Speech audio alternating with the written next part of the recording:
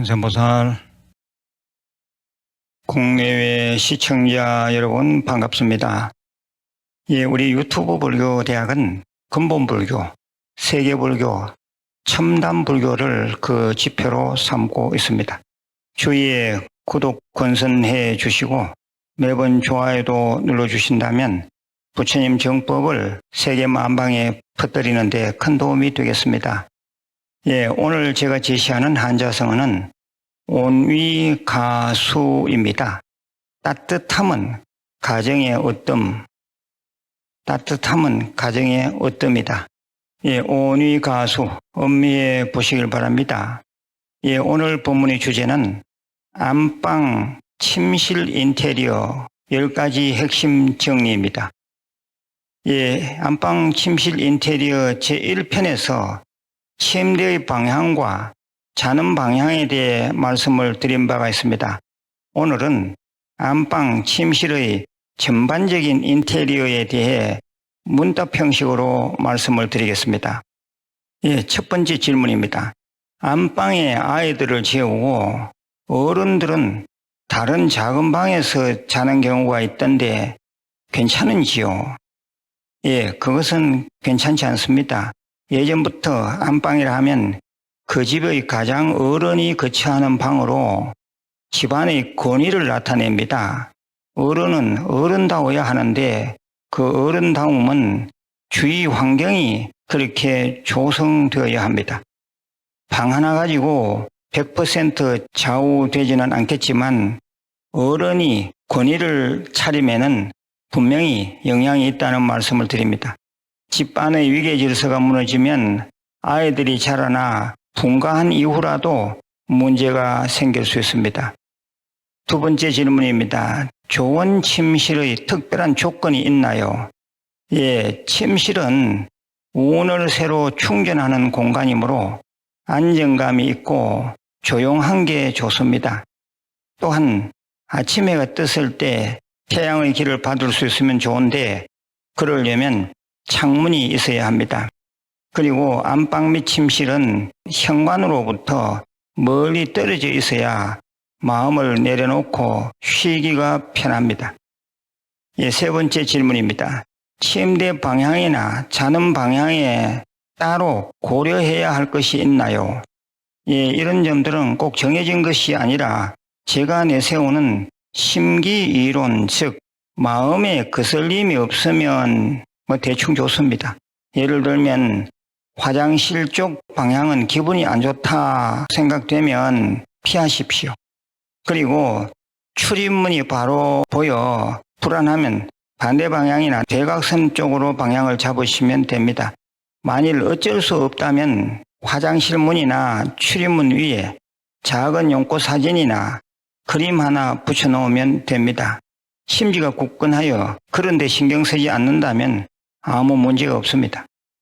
네 번째는 거울은 얼마만한 것이 좋습니까? 거울은 너무 큰 것은 피하는 게 좋습니다. 자고 있는 모습을 다 비추고 있는 거울이나 장롱 또는 옷장 전면에 붙은 거울은 심리적으로 깊은 수면을 방해할 수 있습니다. 이미 큰 거울이 설치되어 있다면 일부분을 다른 천이나 그림으로 가리면 됩니다. 다섯 번째 질문입니다. 침실 안에 화초를 놓아도 괜찮은가요? 한두 개, 그것도 작은 것은 괜찮으나 화초나 식물이 지나치게 숫자가 많거나 그 크기가 너무 크면 건강에 도움이 안 됩니다. 왜냐하면 식물은 밤에 산소를 흡수하고 이산화탄소를 배출하기 때문입니다. 여섯 번째 질문입니다. 침실 안이나 침대 가까이에 활짝 핀 꽃을 두는 것은 어떤가요? 꽃은 독성이 있는 수가 많습니다. 백합 같은 꽃들은 더욱 그러합니다. 아주 작은 꽃 한두 송이는 괜찮으나 큰 꽃, 많은 꽃, 꽃다발은 좋지 않습니다. 꽃은 반경 1m 내의 기운을 빨아들인다고 보면 됩니다. 꽃이 피지 않은 나는 괜찮으나 꽃이 활짝 핀 나는 거실 쪽에 내어놓고 자주 환기를 해 줘야 합니다. 일곱 번째 질문입니다. 요즘 반려동물들을 많이 키우고 있는데 이 반려동물들을 침실이나 침대에 재우는 것은 어떤가요? 먼저 위생상 좋지 않습니다. 아무리 잘 목욕시키고 관리한다 하더라도 털이 많이 빠집니다. 특히 털갈이 할 때는 예산일이 아닙니다. 반려동물은 애초부터 길을 잘 들여서 사람과 같이 한 공간에서 자지 않도록 하는 게 좋습니다. 반려동물로 인해 가끔은 에너지를 뺏기는 수도 있고 위생상 문제가 생길 수도 있으니 잘 생각해야 합니다. 여덟 번째 질문입니다. 침실에 의항이나 수족관을 두는 것은 어떤지요? 침실이 아주 커서 한쪽 구석에 작게 설치하는 것은 괜찮으나 공간과 크기의 조화가 맞지 않으면 자는 사람과의 기운 밸런스가 깨지므로 아주 안 좋습니다. 더욱이 머리맡에 두는 것은 건물입니다. 사람은 눈으로도 에너지를 흡수하므로 특히 물과 관련된 사진이나 그림도 큰 것은 침실에 걸지 않는 것이 좋습니다. 아홉 번째 질문입니다. 풍수지리 하는 분들이 금전운을 높이기 위해 여러 얘기들을 하는데 신빙성이 있는지요? 그 또한 심기이론의 바탕을 두고 말씀드리면 그렇게 생각한 즉 그런 것이지 정답은 아닙니다. 참고로 몇 가지 예를 소개하자면 이렇습니다. 자연 에너지를 받을 수 있는 창문 쪽으로 머리를 두라.